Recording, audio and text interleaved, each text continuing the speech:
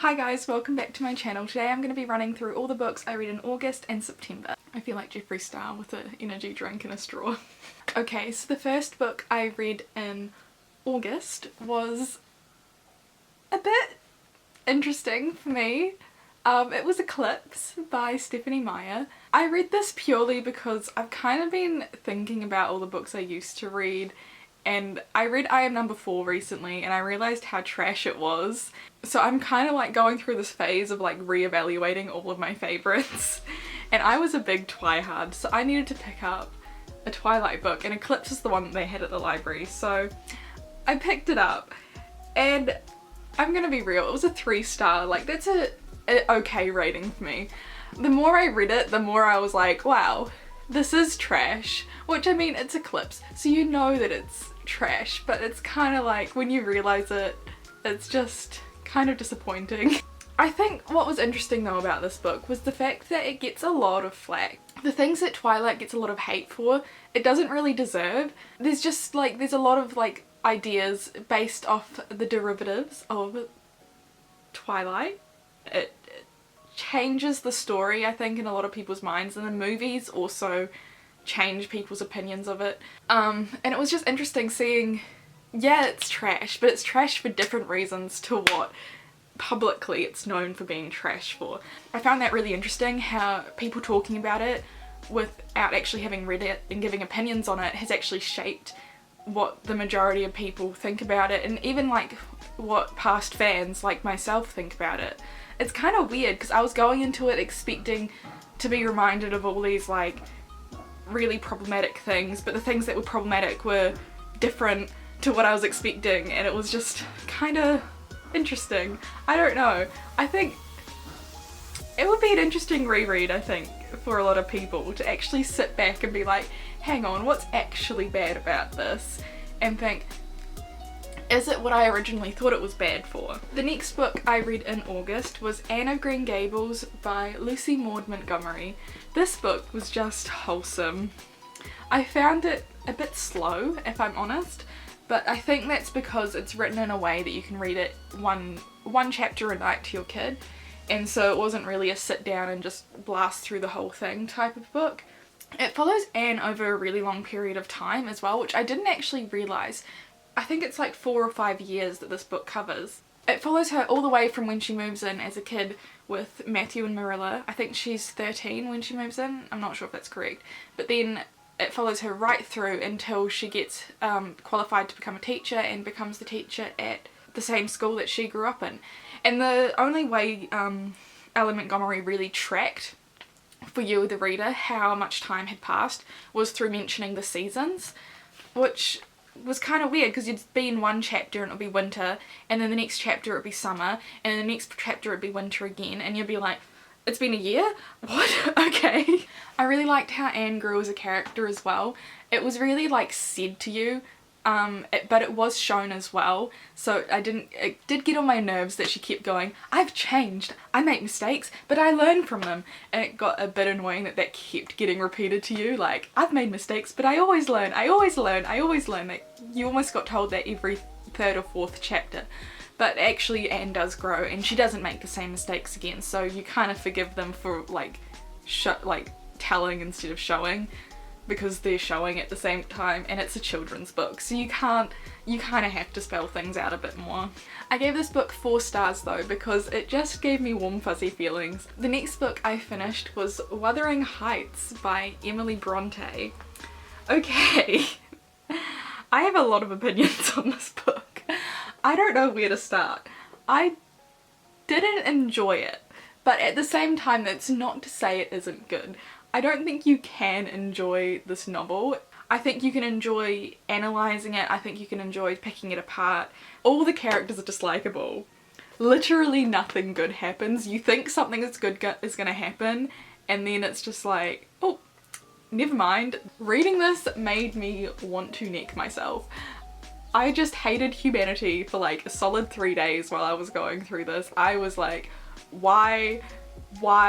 Heathcliff, stop. Kathy, stop. Edgar, why are you like this? Can we trust Nellie? I don't know if we can trust Nellie. Nellie, I think it's kind of weird. I did see some reviews online saying like, Nellie's the only reliable person. How do you know she's reliable? She's the one telling the story. Think about that. She's the one telling the story. I don't understand how Nellie can be so perfect when all of this crap is happening around her. Like, I can't believe that she doesn't like flip out once or twice and actually like yell at them or do something stupid, and she just doesn't mention it to the man. I've forgotten his name. The man who's the tenant at the beginning. This book was also kind of weird because a lot of the story actually happened in the middle, and then it kind of just like once you pass the second generation of kids and they have this little moment, once Kathy gets to the house and a character passes away, then the story just kind of fizzles out. It kind of all just happens in the middle and then just ends, which is kind of weird, but I kind of like it. It's different and it keeps you going. The book's only like 200 pages. My copy is 350 pages, so it is a really short book. So it is pretty easy to get through, which I think is why I read it in 3 days, which is quite fast for me, especially when I'm not enjoying the book or not enjoying the characters. Reading a book quickly is quite hard, and so reading it in 3 days I think kind of shows that it's written well. So when I was deciding how many stars to give this, I was kind of really lost. Do I rate it based on my enjoyment? Do I rate it based on the feelings that I felt while I was reading it? Do I base it on the reactions it got from me? Do I base it on the quality of the writing? Do I base it on... what do I base it on? And I just decided I was going to base it on how much I enjoyed the book and how much I got out of it the first time I read it. I think if I was to reread this book I would get more out of it and I'd find it more interesting, but I don't know if I want to do that because it was really dark. So I gave it 3 stars because I was very, like, it was good, but it was really depressing, so it was just kind of, it was a tough one. I want to give it 5 stars because I can see if I read it again I would get lost in all of the like things that happen and all of the like little details and things like that. I can just see that they're all in there and I want to kind of go in and dissect them, but I also don't want to neck myself. So then the next book I read was Jane Eyre by Charlotte Bronte, because I was just like, I need to be reminded that there is hope in a Bronte novel. So I reread Jane Eyre. I loved it. I did a full review of it somewhere. I'll link it. So I feel like I shouldn't really say anything here, but it was a 5-star. It was really interesting going through it again and like seeing all the things again, and I reread it after I filmed that review, so watching my review after having reread it was like, oh okay, I didn't realise my opinions had changed that much, but it's still like pretty good. I still love it. It's still a 5-star. It's still amazing. I still reckon you should go and read it. I've forced my copy onto one of my friends and said read it. I don't know if he has. I keep messaging him and telling him, have you read it? Have you read it? Have you read it? So we'll see. Then I was like, okay, I've read Jane Eyre. I'm ready to venture into some Victorian literature that is a little more depressing. So I read Tess of the Durbervilles by Thomas Hardy. I hated this. I found the writing style was really like disconnected. I couldn't really get into the character of Tess. She was so passive. Oh my word, she was so passive. I hated her because she just didn't do anything. I understand that she's like a symbol for the state of Europe at the time, but also Angel, I couldn't stand that she kept forgiving Angel and she was just like, oh yeah, it's fine, oh yeah, it's fine, it's fine, and then she finally just decides to like get angry at him, and I'm like, yes, and then like 20 pages later he comes along, he's like, I'm sorry, and she's like, oh, it's fine, and then they run off to Stonehenge. Stonehenge as well. Could you pick a more subtle like location to end your story? Why did you have to pick Stonehenge? That was the most dramatic scene I have ever seen. Like, Stonehenge? Really? Stonehenge? There was sections where I was like, oh my gosh, yes, Tess, you're not being so passive anymore, you're gonna get off your ass and actually do something, and then she doesn't, and you're just like... So there's a section where she sees these birds dying and she's like, oh my god, how can I be so self-piteous? How can I be so like upset at the world when these creatures are dying, and then she just goes and she snaps their necks to like put them out of their misery. And she says, "Poor darlings, to suppose myself the most miserable being on earth in the presence of such misery as this." And then the next page over, she plucks out her eyebrows, she puts like a handkerchief over her face to like make it look like she's got a toothache. She just goes, "I'm gonna be ugly. I'm gonna be proper ugly now." And you're like, yes, Tess, taking control of the situation. I was like, yes, this is the turnaround point. Like, she's gonna change, she's gonna be better, like, and I was like, cool, this book is going from a 4 to a 5-star book now, rather than like the 2 or 3 I was expecting it to be. But then as soon as that happens, she's just kind of like, cool, and then she never sticks up for herself again, and you're like, cool. Apart from at the end, where at that point I was just so frustrated with her, it didn't feel like a victory, and it was so stupid. Why was she so, why did she have to go that extreme? It was just, boy, seriously, no. And then Stonehenge happened, and I was just like, I give up. I give up on this book, I give up on humanity, I give up on everything. Also, I can't understand why she didn't see Alec as like a threat. Like, she blames her mum for not teaching her things, but like, you've got to be a bit of a fool not to see that one coming. Like, he hid in her room and like was watching her. He like gave her dresses, he seductively fed her like strawberries. It was just a wild time. I don't understand how she could not see it coming. Even when she was like getting on that horse with him and that lady was like, I was just thinking, out of the frying pan into the fire. Like, you should have sat there, Tess, and been like, what does this lady mean by this statement? Maybe I should think about what I'm doing. Maybe this guy is an asshole. Also, there was that whole like joyride, give me a kiss and I'll stop thing. That book was just a frustrating time.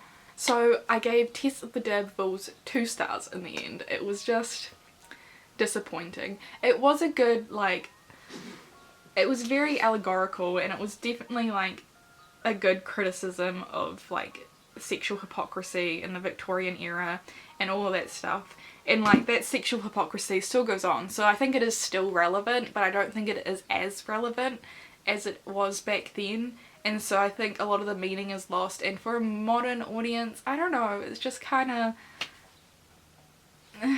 I think I'd enjoy picking apart that book and like looking at all the symbols and things like that. As an actual book, getting through it was hard. Like, the characters were annoying, everything, I just hated everything. And like, I do believe that in each book there needs to be like an equal quantity of good and bad. Like, I don't think everything should be sunshine and roses, but I also don't think everything should be doom and gloom. And Tess just never has that. And I want that equality, because that's where you get those true like insights into things. And if you just try and break it down into everything's bad or everything's good, it just doesn't come off as realistic, and I don't get anything out of the book. So 2 stars for Tess the Durbervilles. So then I was like, cool, I need something happy. But I've also been on a classics like ride over the last couple months, so I was like, classic that's happy. Obviously Jane Austen. So I picked up Northanger Abbey, and then after that I picked up Sense and Sensibility. So Northanger Abbey, I gave 3 stars. And this is going down from my previous rating of 4 stars from the last time I read it. The more I read Austen, the more I'm disillusioned with her. The more I'm like, it's just becoming subpar. She's just kind of, she's good. I'm gonna be real, she's good. She knows what she's on about. But at the same time, it kind of just feels like high quality chick lit. And there is insight and there is commentary on like social situations and things, but it's not as much as I want it to be. Like, I think she could go further into things. So it follows this girl called Catherine, and she's really into Gothic literature. She's really into this book. I can't remember what it's called, but she really likes it, and it's like this dramatic Gothic story, and she's always like imagining like getting attacked by like highwaymen and like getting murdered and like, you know, like Twilight level stuff. And it's basically just follows her growing up and falling in love with Mr. Tilney. Mr. Tilney is a very underrated Jane Austen like love interest. I'm gonna level. He's smart, he's onto it. He gave us that iconic line, The person, be it gentleman or lady, who does not take pleasure in a good novel must be intolerably stupid. So he's iconic, and I'm kind of sad that he's like lost in like the like Darcys and everyone else. It's just Mr. Tilney, he's cool. Come on. Her characters aren't as iconic in this book. It's not as funny. It is funny, but it's not as funny. But I think I'm always going to look fondly at Northanger Abbey because it's just wholesome. It's like a little jaunty little ride, and it's really short, so if I get sad I can just pick it up and be like, it's wholesome time. It's time for some wholesome. And then I read Sense and Sensibility, which was a bit wild because this book kind of made me actually step back and go, hang on, why do I like Jane Austen? Because to me this has always been my favourite Austen book, and I think the thing that I'm finding with Jane Austen is she doesn't stand up to rereads. You read her once, you maybe read her twice, but the more you read, the less you get out of the novel, which is different to like other authors I find. Like truly classic authors, you can read 110 times and find something different in it every single time. I've read this book probably like 4 or 5 times now, but it's starting to become disillusioned, and so I took it down from my 4-star rating down to a 3-star rating, which is again like the same thing happened with Northanger Abbey, and it's just kind of sad. I think I'm gonna reread Pride and Prejudice soon. I've got a copy back home which I fully annotated, and so I'm gonna reread Pride and Prejudice in that edition to try and get my love of Austen back, because I love Austen, I do, but it's just my disillusion, it's coming. When I heard people say in the past, oh yeah, she's not that great, oh yeah, she's kind of overhyped, oh yeah, there's not as much social deconstruction as everyone says, I used to get really angry and be like, hell no, that's not how it is, Jane Austen's a genius. But now I'm starting to come to the same opinions as all these people that I've like started tea with. It's just wild. I'm having a wild time when it comes to Jane Austen at the moment. So then I went and I decided I was going to read something a bit different. It's still Victorian literature. I didn't know how this book was going to go because it's not really what I'd normally read. And that is The Woman in White by Wilkie Collins. This book was a wild ride. Oh my word. So this book was originally written in 1859, and people really consider it to be one of the first like sensationalist novels. I kind of find that hard to believe since it was written in 1859. It kind of seems a little late to start a new genre of book, but I guess that's what people say. So to me this book was a wild time. I was not expecting it to be as easy to get through as it was. I was on the edge of my seat reading this. I gave it a 4 stars, which is a good rating for me. And I was very like, should I give it 5 stars? I kept going, is it 5-star? But I just kind of decided it didn't have that extra oomph to like bring it up to a 5-star rating. It was just a 4-star. There's like everything in this book. There's like secret societies, there's like switcheroos happening, there's like twins, there's like all these things, like abusive marriages, like murder. It's everything you need in a like sensationalist book. It was just wild. It was proper wild. There's like scenes where like people are creeping along like rooftops and like hiding, and like when I started this book I was like, oh no, this is going to go horribly wrong, because it's kind of written as like a thing that they're saying to illegals, like it's like a legal case. It's all written out as testimonies, or bits of diaries that are used as evidence, and so you kind of think, oh no, this is gonna get all so boring and so ugh.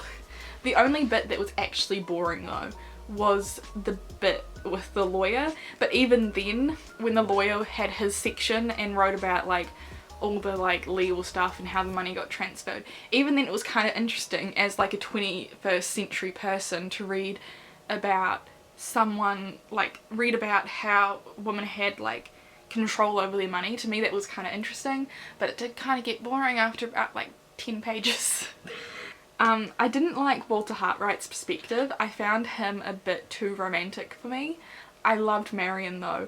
I did kind of like question, like, is it a bit sexist? Like the whole like, oh, she's like a man, she's like a man, she's just like a man, she's masculine. Oh my gosh, did you know that she's like a man? She looks like a man, that woman is like a man. I did kind of go, ugh. But I think I'm forgiving it for the time. It's okay. And I like how you've got this really strong woman, like the strong badass woman who's not gonna stop at anything. I really don't want to say anything more about this book because like I'd love to like do a full review of this book and like go into all of my thoughts and opinions on every single section, but I don't want to spoil it, and I think it's just so, it's just a wild time and it's just a fun time, so just go and read it. It was a 4-star, it was great, it was wild, read it. Anyway, that's it for today's video. I will see you in another video. Like, comment, subscribe, all the things. Au revoir.